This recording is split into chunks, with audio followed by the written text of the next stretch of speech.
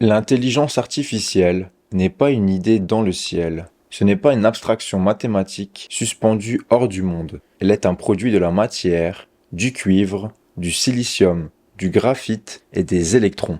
Et pourtant, dans l'imaginaire collectif, on parle de ChatGPT, de Claude, de Gemini, comme si ces entités étaient autonomes, presque mystiques, mais sans GPU, sans centre de données, sans refroidissement, sans optimisation physique, aucune de ces IA ne pourrait exister. Dans cet épisode, on va donc parler de ce que l'on ne voit pas. Le hardware, le socle matériel, parfois oublié, parfois invisible, mais pourtant fondamental. Et à travers lui, on va poser une question simple, mais vertigineuse. Que devient l'humain dans un monde où les machines pensent, décident et s'échappent à notre compréhension? Bienvenue dans Bloc à Bloc. Ici, on ne suit pas les tendances, on les déconstruit. Entre géopolitique, philosophie, technologie émergente et finance critique, ce podcast vous propose une lecture rigoureuse du monde qui vient. Pas de spéculation, pas de pensée toute faite, juste une pensée vivante, exigeante, lucide. Je suis Jonathan et je vous partage en temps réel mon propre cheminement. Le futur est en question. Allons voir bloc à bloc ce qu'il nous raconte. L'histoire des technologies montre une constante. Les idées précèdent souvent leur concrétisation, mais elles restent stériles tant que l'infrastructure matérielle ne suit pas. Prenons les réseaux neuronaux. Bien que leur fondement mathématique ait été établi dès les années 1980, notamment avec les Convolutional Neural Networks, CNN, leur mise en œuvre à grande échelle était impossible à l'époque. Il manquait une chose, la puissance de calcul parallèle. Ce n'est qu'avec l'essor des GPU, conçus initialement pour les jeux vidéo, que ces modèles ont pu être entraînés efficacement. Les GPU permettent d'exécuter des millions d'opérations simultanées, une condition nécessaire au deep learning moderne. Aujourd'hui, l'informatique quantique suit une trajectoire similaire. Les principes théoriques sont bien établis, superposition, intrication, algorithmes de Grover, Shor, etc. Mais la réalité technique est encore très loin du fantasme. Pourquoi ? Parce que la matière résiste. Les qubits, unité fondamentale du calcul quantique, sont instables par nature. Contrairement à un bit classique, 0 ou 1, un qubit peut être dans plusieurs états à la fois, mais il est aussi extrêmement fragile.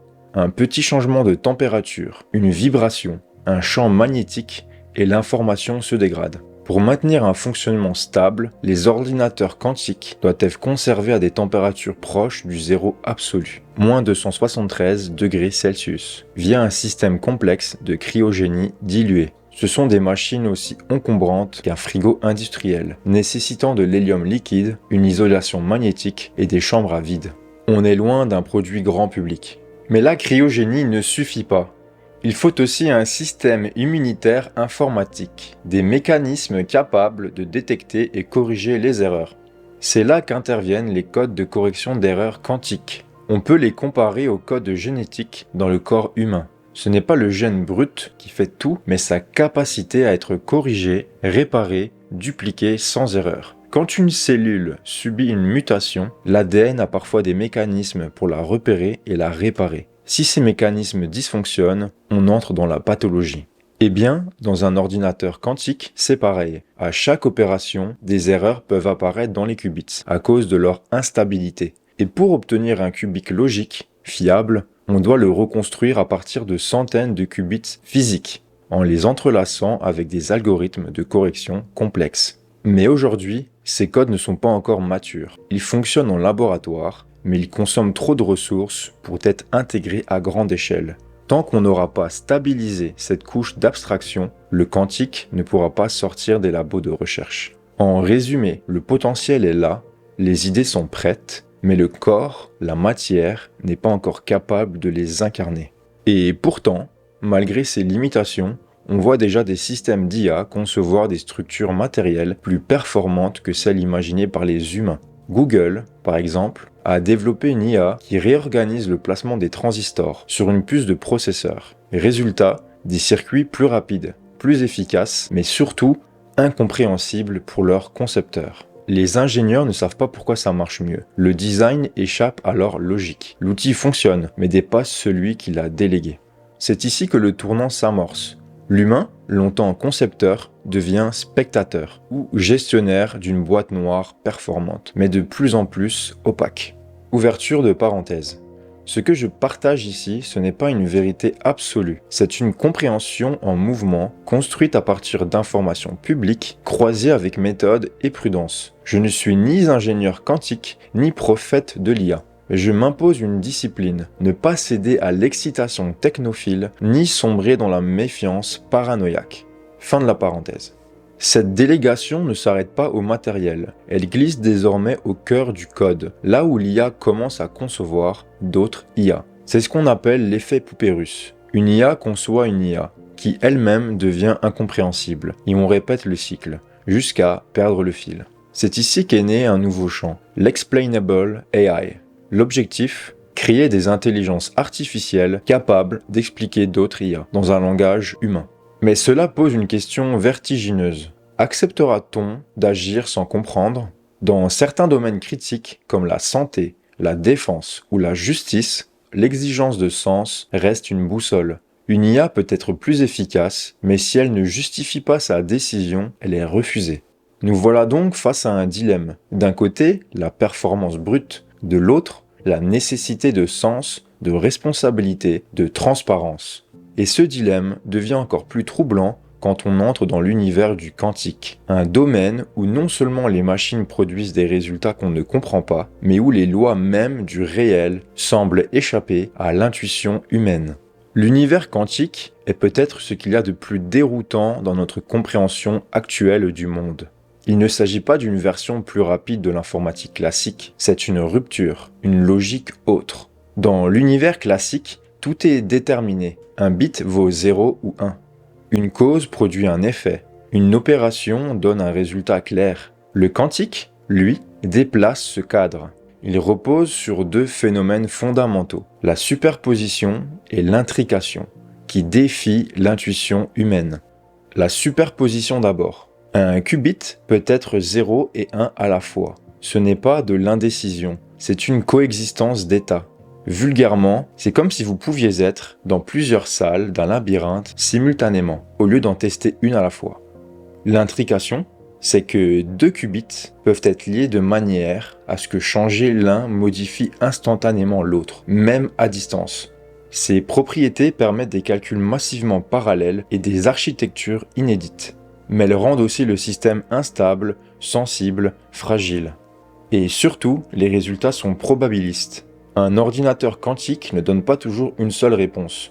Il offre une distribution de probabilités. Il faut répéter, modéliser, interpréter. Le quantique n'est pas seulement un outil.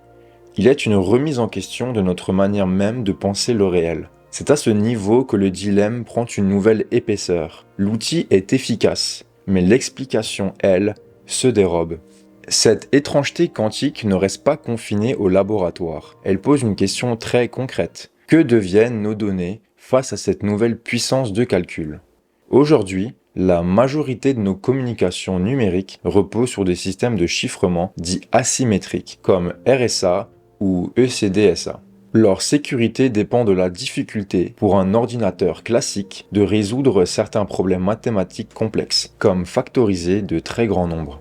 Mais un ordinateur quantique suffisamment avancé pourrait, grâce à l'algorithme de Shor, casser ces systèmes en un temps record. Cela signifie que toutes les données chiffrées aujourd'hui, si elles sont stockées, pourront être relues demain.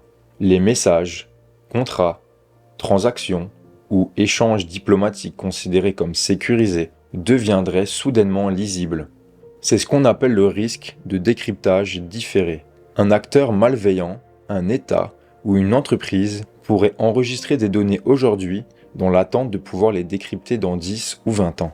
Et ce moment pourrait survenir plus vite que prévu. La réponse à ce risque, c'est la cryptographie post-quantique. Des algorithmes conçus pour résister aux attaques quantiques. Le NIST aux États-Unis a déjà identifié plusieurs standards émergents, comme Crystal Kyber, Dilithium ou Falcon. Mais cette transition est lente, inégale, et dans le monde réel, la surface d'attaque reste immense. Même Bitcoin, dont la sécurité repose sur ECDSA, devra tôt ou tard intégrer une mutation cryptographique. Ce n'est pas une crise immédiate, mais c'est une course de fond, et comme souvent en cybersécurité, ce sont ceux qui anticipent qui survivent. L'intelligence artificielle, le quantique. Tous ces outils, aussi puissants soient-ils, ne posent pas seulement des défis techniques. Ils nous confrontent à une question existentielle. Quelle est encore la place de l'humain dans un monde où les systèmes deviennent autonomes, opaques et efficaces sans lui?